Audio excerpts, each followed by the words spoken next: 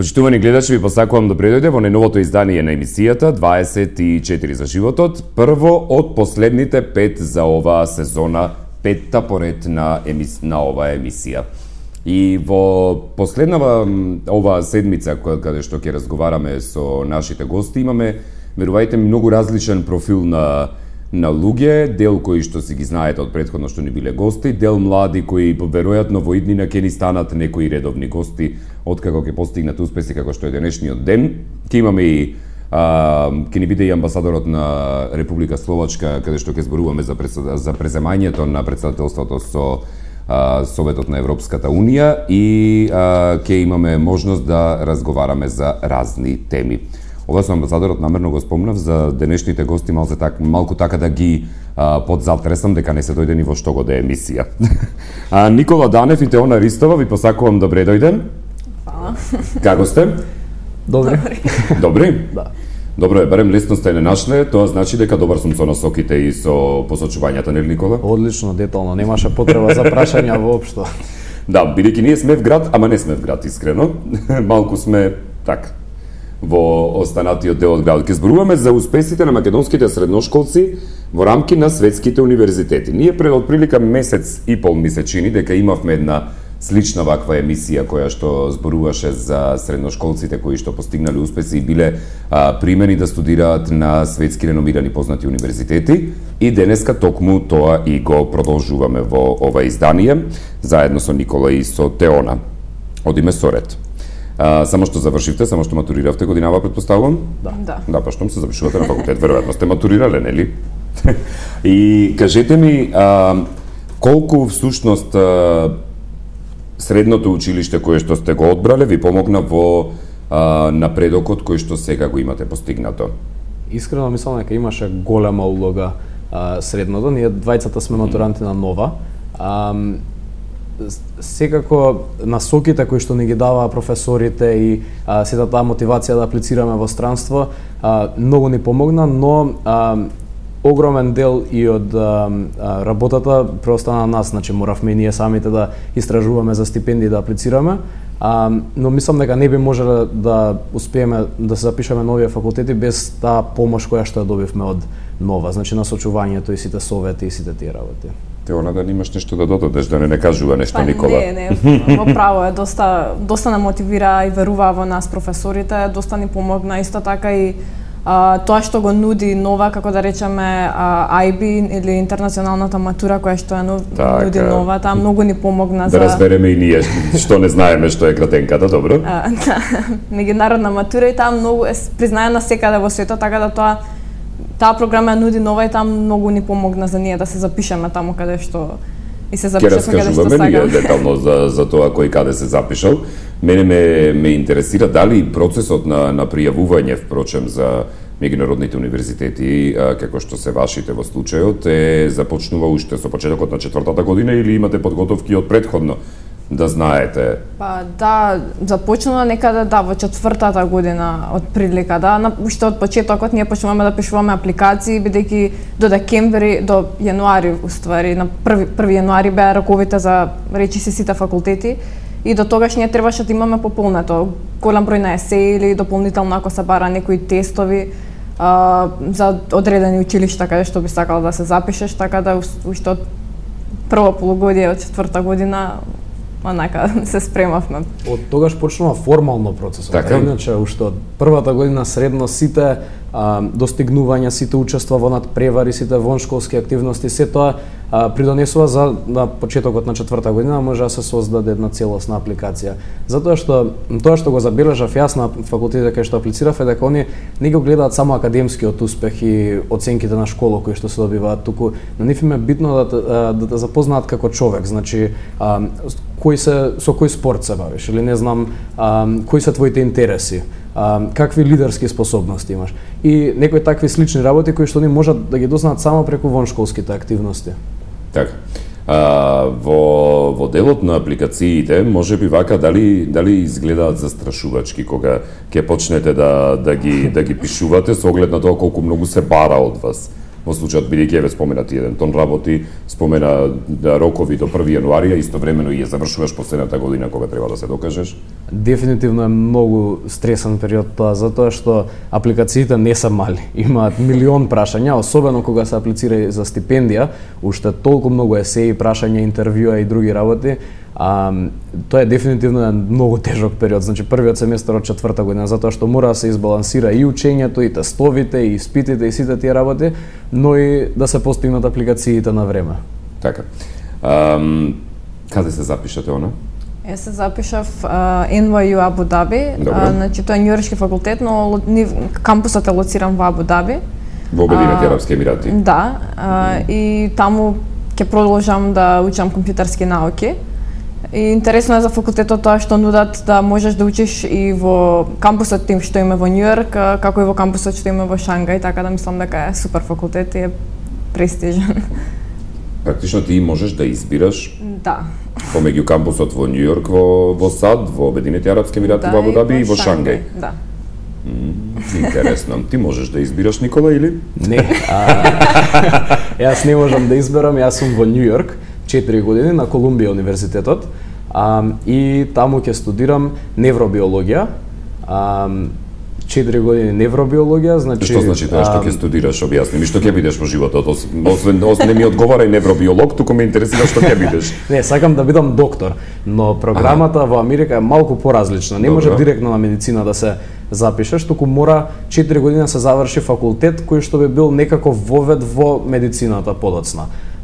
И затоа 4 години... Значи, тие се позагреота од македонските студенти на медицина. Ако тука македонските студенти учат 12 години, таму веројатно 15. Па така некако доаѓа со сите... Со среќа нека тие. Мало. Добро, невробиологија?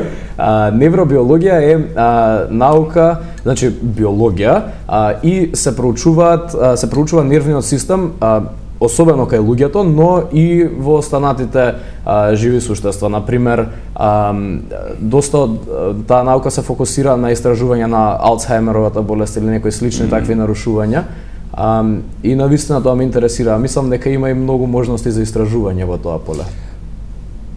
Кога свати дека сакаш да студираш невробиологија? Од која ТВ серија од американските?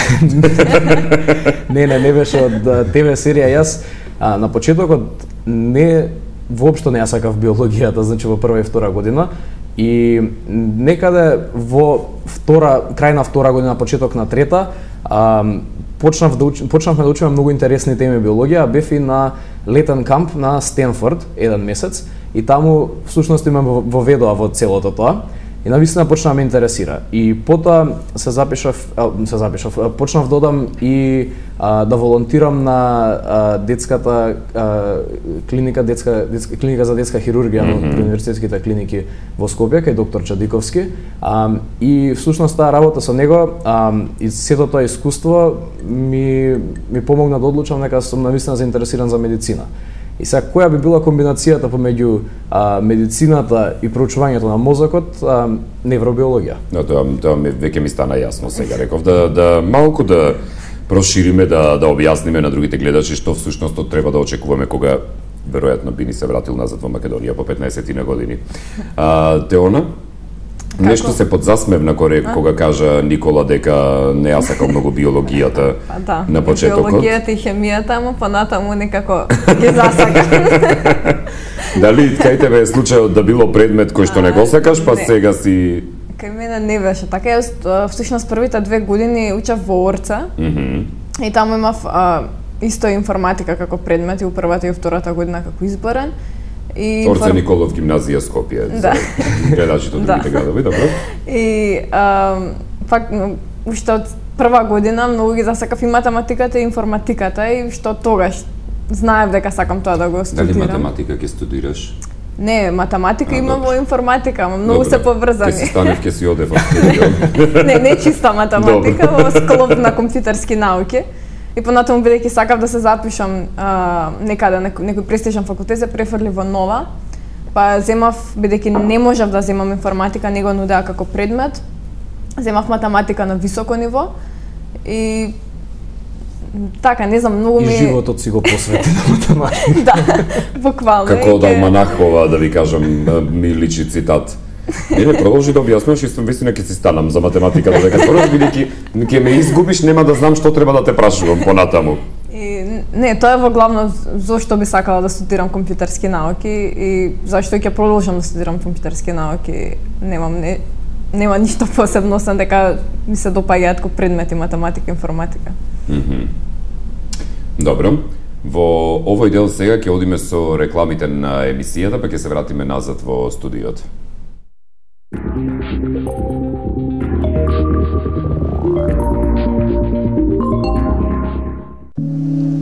Биди храбар и направи го првиот чекор. Нов Best Beyond со рум во 2 заводливи вкуса. Best Beyond, чекор што менува се. Ти реков ли да се подготвиш на време? Со денови ти кажувам дека моите доаѓаат. Секогаш ме срамотиш. Убаво ми викаш. Доаѓа да зовриеш. Освежи се со неодоливиот Нескафе Фрапе и биди ладен како лед.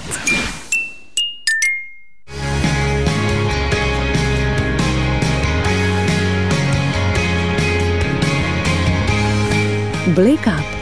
Уживајте под сонцето. Алкалоид Скопје.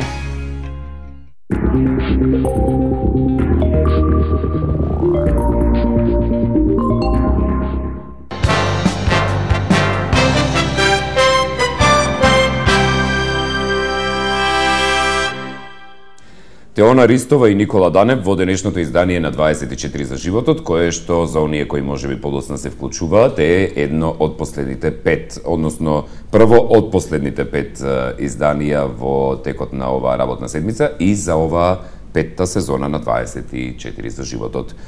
Што морам да признам дека така и неверојатно ми делуваше дека сме стигнале некако до 5-та сезона, тоа значи дека 5 години веќе живее емисијата и оваа емисија заедно со анализата политичка која што ја гледате секоја вечер во 21 часот, настрана тргајќи ги вестите, се единствените 2 емисии кои што се од првиот ден на формирањето на телевизија 24 вести.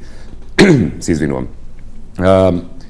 Теона нешто ми спомна математика, информатика, нешто мешано, што ќе работи Теона во животот? Не знам се уште што би работела конкретно. Што би можела да работите она во животот? Знаеш тоа како старите 80 годишни баби дедовци ќе ти речат ти што ќе работиш со тој факултет? Не знам, има повеќе насоки, јас уште не сум насочена бидејќи од прва година ќе имам како најопшто што за компјутерски науки, па натаму би можела да продолжам ориентационо да може да IT менеджмент, може да не знам, да правиш апликации, може чисто програмирање, значи има голем спектар, не знам, кој што спаѓа во доста големи се, доста опширни се компјутерските науки, така да се уште не знам. Ќе пробам најосновно, па ќе видам понатаму што би правила. Се надевам со програмирање ќе продолжам, па ќе видиме. Зошто Абу Даби? Малку ми е чудно тоа, морам да признам, па затоа морам да прашам, да. Искрено, во главно аплицирав другите факултети каде што сум примена се во главно во Европа. Во Абу Даби, не знам, едноставно сакав, сум интересна е средината, различна е секако, ама и доста во аспект еве да речеме на науката, и на технологијата се многу напред за разлика од останатите земји, тоа баш и ми одговара.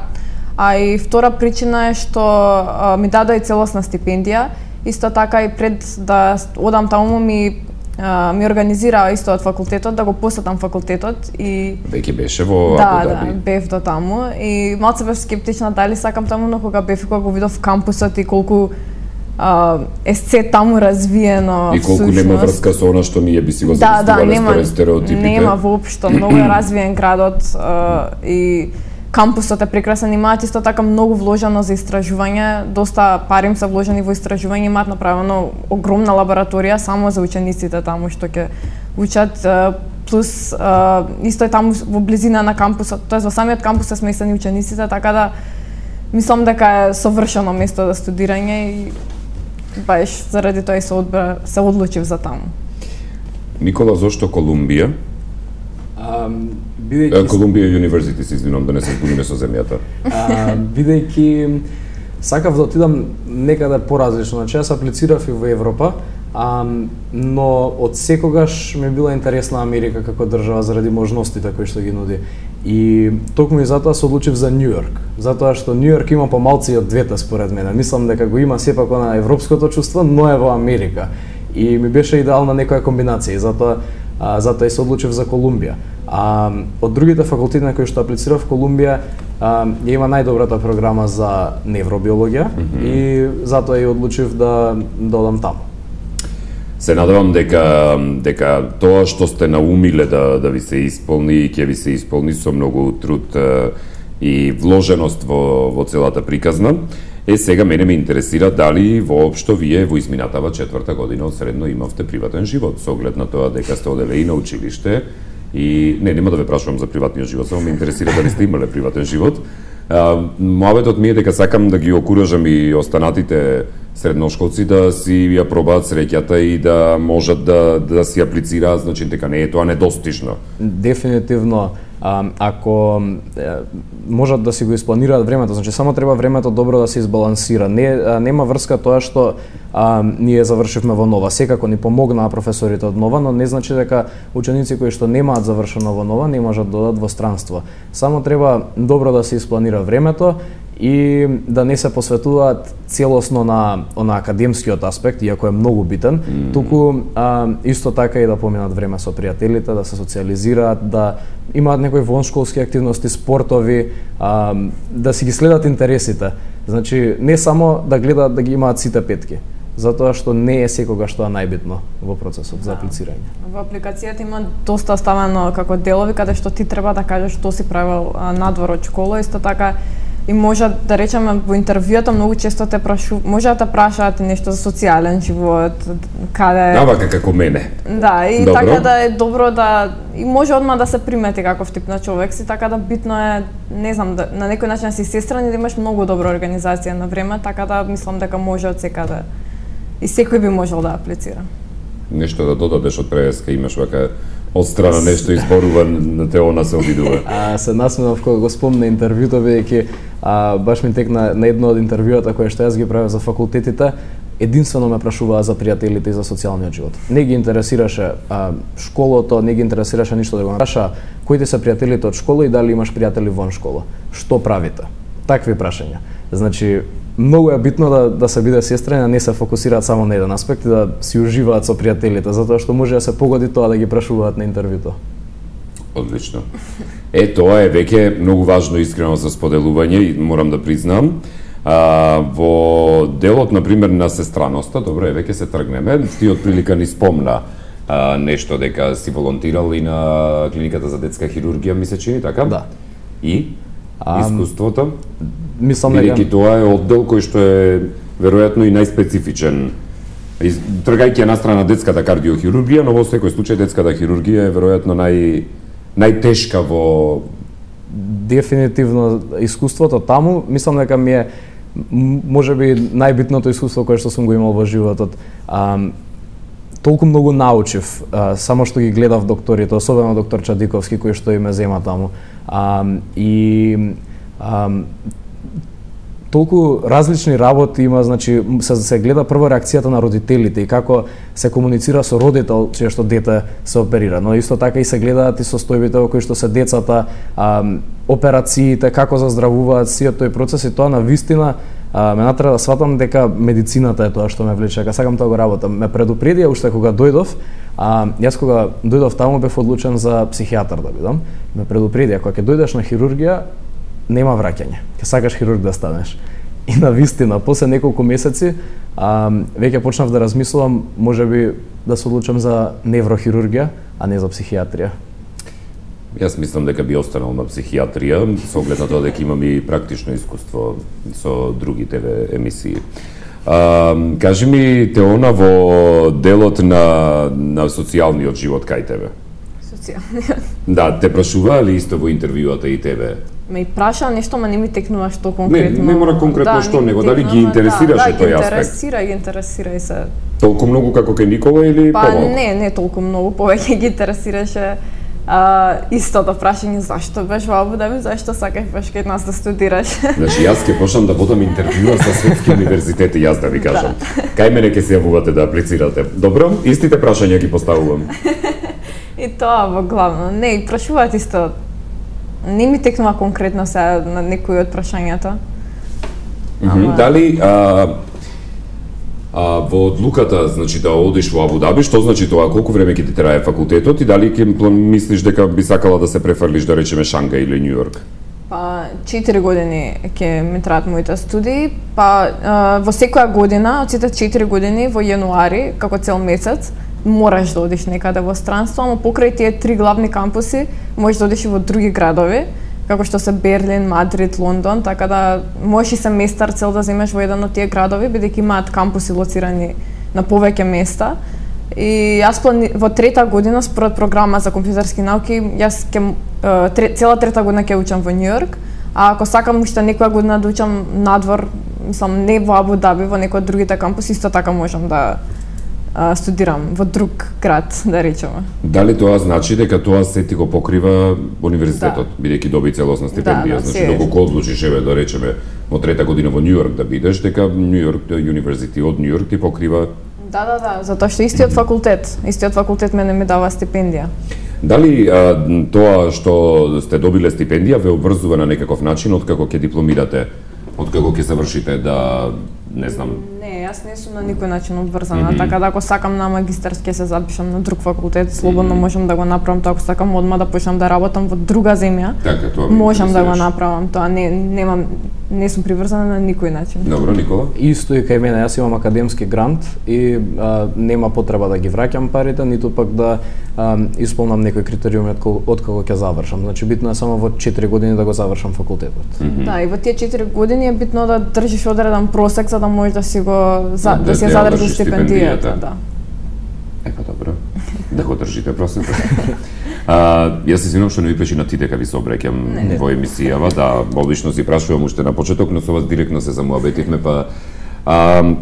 каде би сакала да работиш Теона откако ќе дипломираш? Имаш ли некаква идеја каде се гледаш себе си? Искрено немам идеја. Немаш? Сакам мислиш да видам. Дека ќе истражиш во меѓувреме? Да, во меѓувреме, особено како што овој факултет баш ќе можам да видам во други градови, во други континенти дури како е. Па ќе размислам дури отпосле, за сега стварно не знам. Никола, дали беше важно волонтерството во твојата апликација? Мислам дека тоа имаше огромен дел, тоа беше огромен дел од причината зашто ме примија таму, затоа што освен тоа што волонтирав таму, добив и препорака од докторот Чадиковски, и мислам дека тоа исто имаше големо влијание, ама дефинитивно искуствата што ги стекнав таму ги напишав и во есеите и во дел од интервјуата раскажував за тоа и мислам дека секако имало големо влијание. Така што сите тие, не знам, волонтирања не само во болницата кои стои, може и во Црвен крст или со Сумнал или други организации, сите тие искуства многу помагаат во процесот на аплицирање. Каде би сакал ти да работиш? Кога ќе завршиш по едно 100 години. 15 години. Кога ќе оставиш, каде сакаш да работиш? Доколку ме примат на медицина во Америка, би останал во Америка, или пак можеби некаде во Германија, или па ако дојде до некои општествени промени и подобрувања во Македонија, би сакал и да се вратам во Македонија. Слушнавте, да си знаете, да си имате на ум дека има луѓе кои што би сакале да се вратат во Македонија доколку дојде до некакви промени. Добро, значи Америка или Германија? Добро. Држава барем Теона? Не знам. Добро, ајде ќе те прашам по 4 години тогаш. Може по 4 години. Да не се грижам. Што информатика ли ќе ти биде главен предмет всушност на изучување? Да, тоа ќе ми биде. Има повеќе поделена, како има некои задолжителни предмети, како нели математика. Мора да имаш или како вовед во компјутерски науки. Има, не знам, повеќе предмети се различни, сега некаде во втора и трета година веќе има да избереш ти во која насока би сакал да одиш од компјутерски науки, па понатаму ќе видам. Кога заминуваш? На 17 август. Па сега скоро за месец и пол. Одлично. Ти, Никола? Јас на 19 август заминувам, така да уште малку ни остана тука за дружење, за шетање.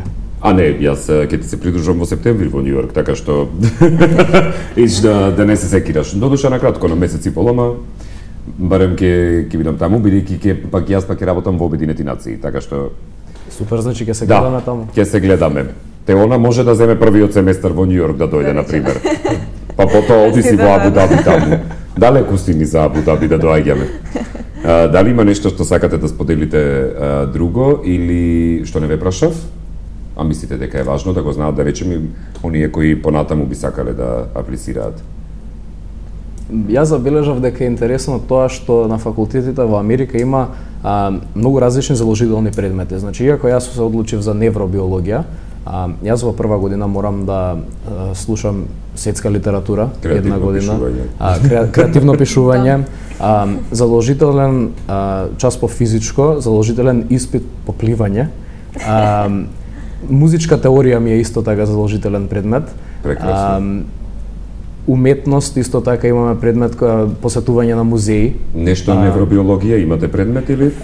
Првите 2 години ми се само вака некои различни работи од општа култура, а веќе 3-та и 4-та година е поусмерено и веќе се избираат конкретни предмети поврзани со невробиологија. Сега оваа година само 2 предмети имам поврзани со невробиологија, кои што не се ни толку директно поврзани, хемија и калкулус. Така, добро, од практикум што би се рекло тоа, калкулус е или? Од што? Не, калкулус, како би го превеле тоа? Калкулус, математика. Математика? Да, исто се вика. Исто се вика? Да. Интересно, не сум знал, секогаш човек ќе научи нешто ново. Кај тебе, Теона, директно почнуваш ти? Јас можам директно да почнам, ама имам така не толку многу како 2 години да учам предмети што не се баш во тоа што сакам да го студирам, ама имам да речеме во првиот семестар имам креативно пишување и јас. Не знаев дека имате и двајцата креативно пишување, бидејќи тоа е сега хит кај американците. Да, така имам сега во првиот семестар и после немам до 3-та и 4-та имам по 1 или 2 предмети, така што треба. Ама пак треба јас да ги изберам сама, ама не треба да се поврзани со тоа што студирам, нешто да речем, ако учам да задржите практично општо познавање на. Да, ако науки учам треба да земам се нешто од општествени науки или од литература, нешто плюс. Супер. Исто, сестран да бидеш. Дали сте задоволни со изборот што сте го направиле, бидејќи рековте дека сте примени на други исто така универзитети сте биле примени? Да, јас сум доста задоволна, значи бев на доста факултети примена, така да мислам дека го направи вистинскиот избор. Супер, Никола. И јас исто, иако не бев на толку многу факултети како тоа на примен, мислам дека го направи вистинскиот избор со Колумбија. Одлично. Ви честитам, ви посакувам многу успех. И ако нешто се промени со состојбата во државата, посакувам и ве замолувам да се вратите. Секако. Ви благодарам за гостувањето, среќен ви пат и се гледаме некогаш во некоја можеби 10-та сезона на емисијава. Почитувани гледачи, вам ви благодарам за вниманието со кое што не следевте во текот на ова издание и се разбира ви посакувам пријатен ден. Не заборавајте дека за час и пол јас и вие повторно се гледаме во емисијата Очи во очи, а до тогаш останете со 24 вести, бидејќи следуваат вестите во 15 часот. Пријатно.